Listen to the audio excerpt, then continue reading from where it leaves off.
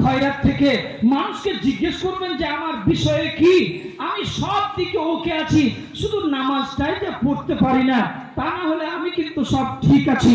সম্মানিত সুধী এবং বুজুর্গ দোস্ত, সব ঠিক আছে, আরে ওটাই তো ইঞ্জিন।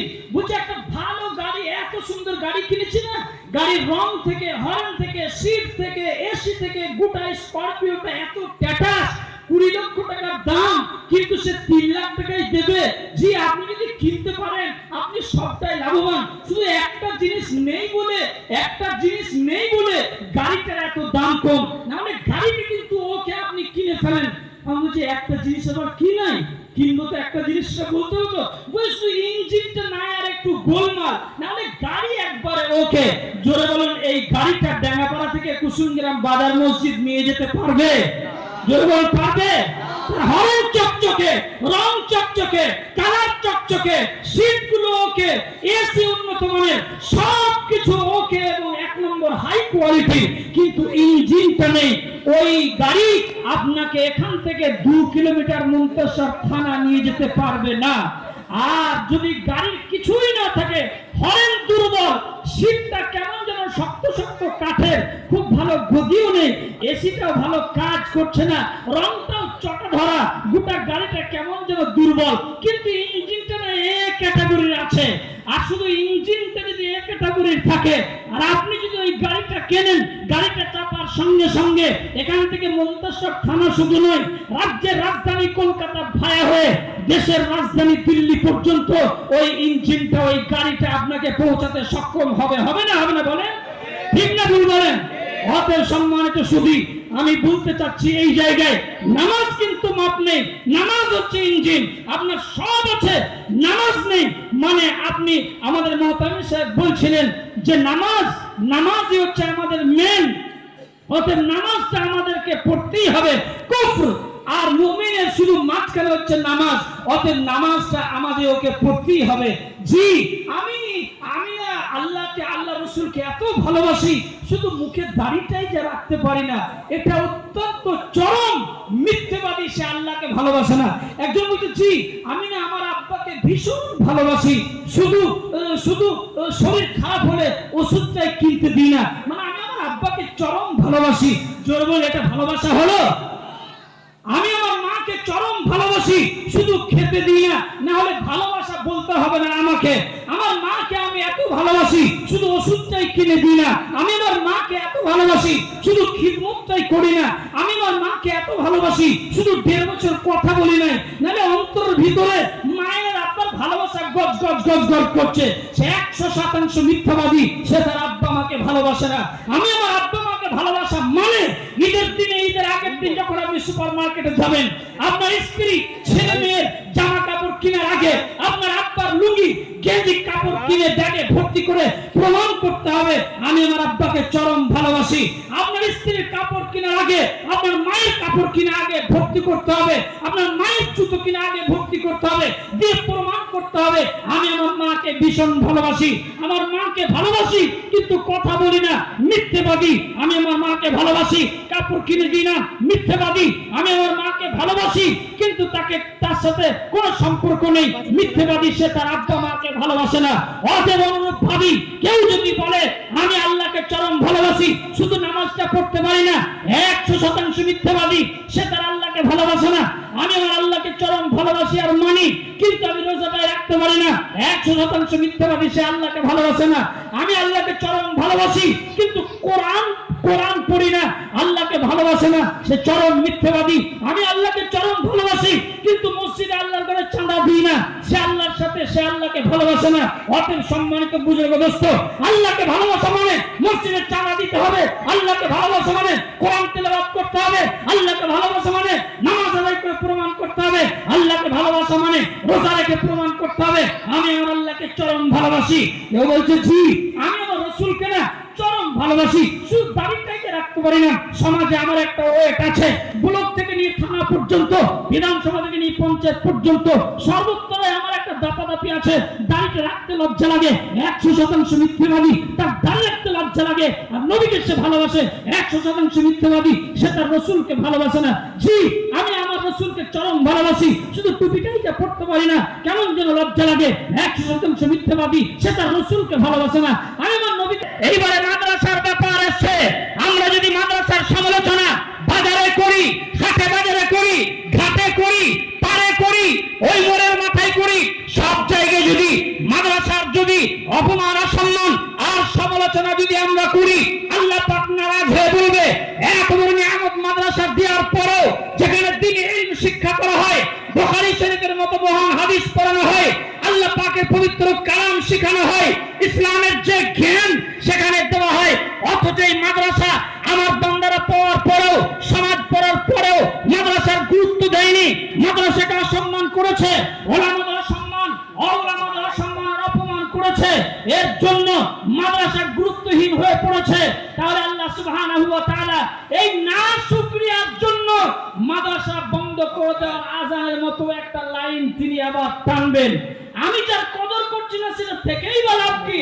অতএব সকলকে বলবো, এবং আমরা পদে পদে ওলামাদের সম্মান করি, বাজারে, মোড়ের মাথায়, রাস্তাঘাটে, বাসে বসলেই চায়ের দোকানে আমরা বলি ওই দেখো কোথা থেকে খেয়ে এলো, এইবারে মোটা করে চললো।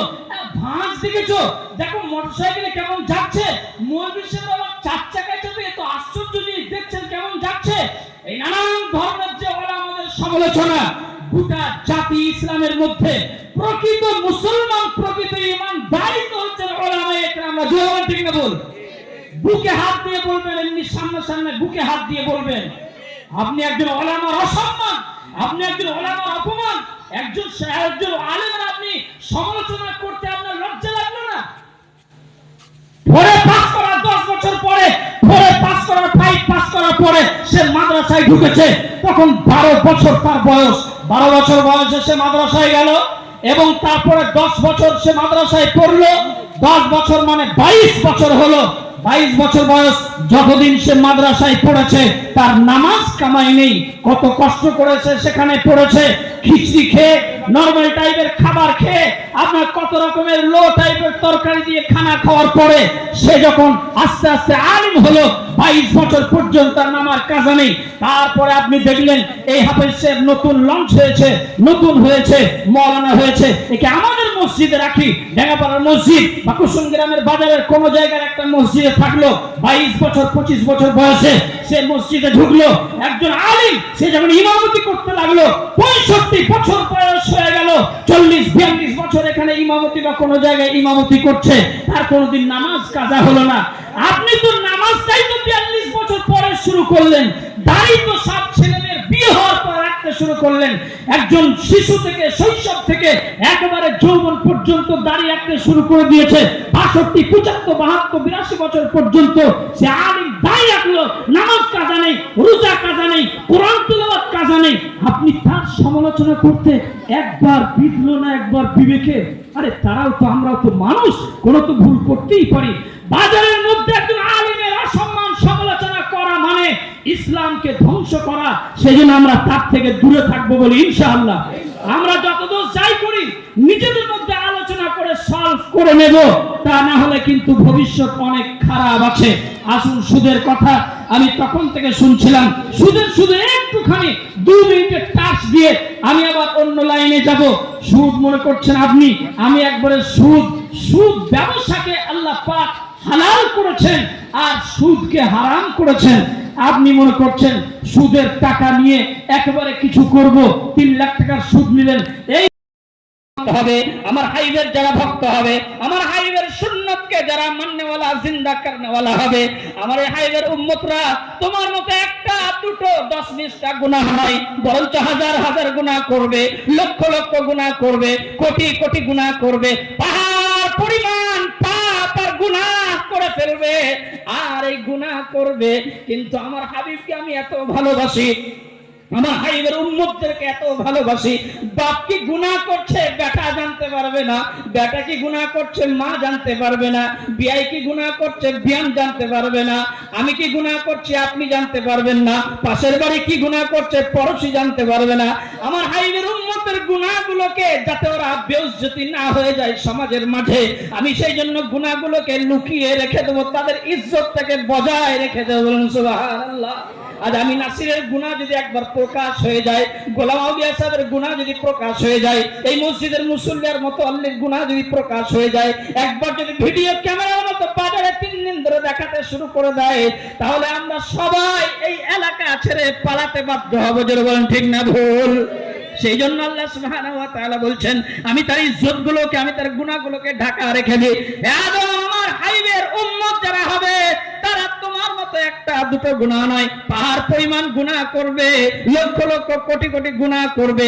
আর এত গুনাহ করার পর যখন আমার দরবারে এসে, মসজিদে হোক, ইজতেমায় হোক, খানকায় হোক, মাঠে ঘাটে, আসমান জমিনে আর পাতালের অতল গহ্বরে হোক, যে জায়গা থেকেই হোক না, গুনাহের পূজা মাথায় করে অপরাধ স্বীকার করে যখন আমার কাছে মাফ চাইবে, আমি মহান আল্লাহ আমার এই হাবিবের উম্মতের চোখের অশ্রু দুফোঁটা পানি গড়িয়ে যখন এই দাড়ি মুবারকে লাগার আগে গাল দিয়ে যখন গড়াবে, এতটুকু টাইমের মধ্যে আমার হাবিবের উম্মতের গুনাহগুলোকে আমি মাফ করে দিয়ে নিষ্পাপ করে দেব। বলুন সুবহানাল্লাহ। আজ ডাঙ্গাপাড়ার মানুষকে বলবো, আমরা সেই নবীর উম্মত না অন্য নবীর উম্মত? বলেন আমরা কার উম্মত?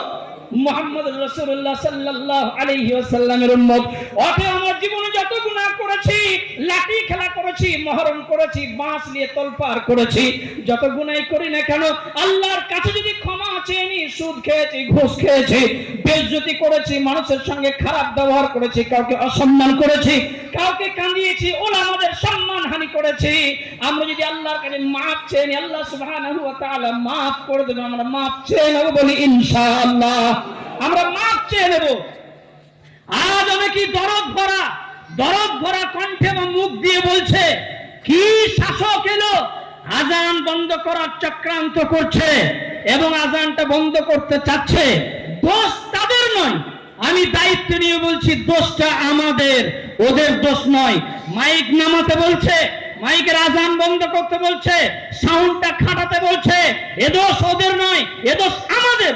মারকাজ মসজিদে বছরের পর বছর আজান হচ্ছে, আর প্রতিদিন 5 বার হাইয়া আলাস সালাহ, হাইয়া আলাল ফালাহ, এসো নামাজের দিকে, এসো কামিয়াবির দিকে বারে বারে ডাকা হচ্ছে। ভোরের বেলায় ডাকা হচ্ছে, দুপুরে ডাকা হচ্ছে, বৈকালে ডাকা হচ্ছে, সন্ধ্যায় ডাকা হচ্ছে, রাত্রির শোবার পূর্ব মুহূর্তে ডাকা হচ্ছে।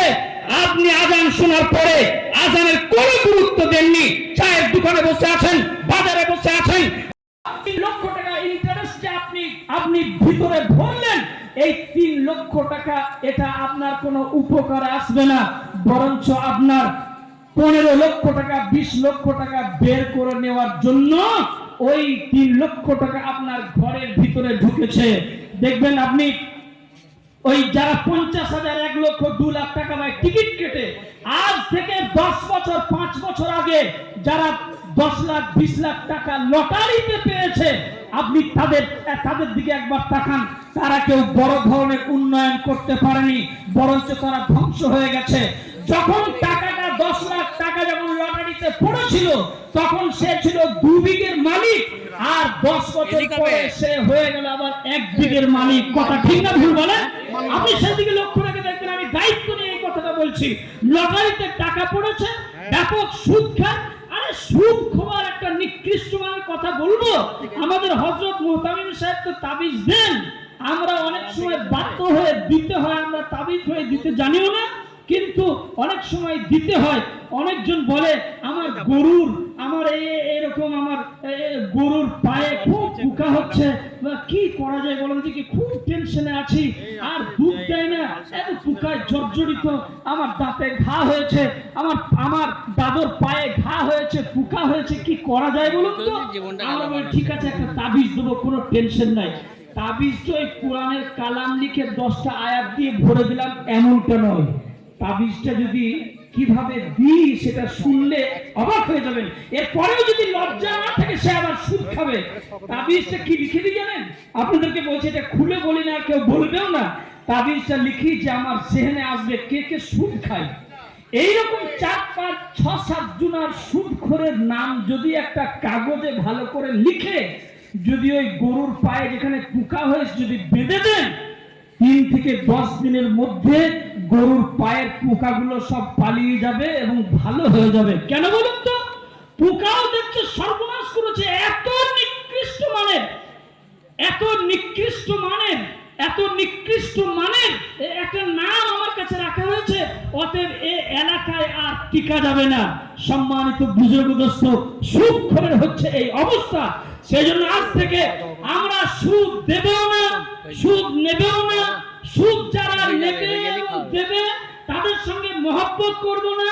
সুদ যারা নেবে এবং দেবে তারা যদি কেউ লেনদেনের বিষয়ে যদি সলা পরামর্শ না করতে পারে, ঝামেলা লেগে যায়, আপনারা তার বিচারও করবেন না। এই